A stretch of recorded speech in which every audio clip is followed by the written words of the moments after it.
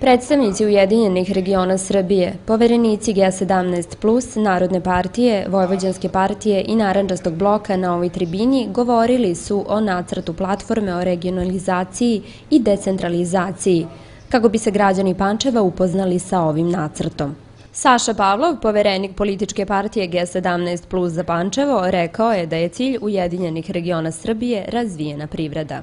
Što se tiče opštine Pančevo, uspesi Ujedinjenih regiona Srbije ne mogu da se kvantitativno iskažu, jer nažalost mi nismo u aktuelnoj lokalnoj vlasti, ali ono što će prvo da se iskaže i što je prioritet u našem radu, to je privreda. Znači, bez privrede nema ničega, jer mi kažemo mi želimo da utičemo na uzrok nemaštine i socijalnih problema, a ne da lečimo posledice. Znači, to je ono što mi želimo da uradimo, s obzirom da ovaj grad nema alternativu Pančeva kao industrijskog grada, onda treba razvijati industriju u skladu sa svim visokim ekološkim standardima i tu moramo svi da budemo aktivni akteri, ne samo fabrike južne industrijske zone, nego i grad za to mora da snosi odgovornost u saradnji sa tim fabrikama. Ujedinjeni regioni Srbije pre svega smatraju da većinu nadležnosti i sredstava treba preneti sa centralnog na regionalni nivo.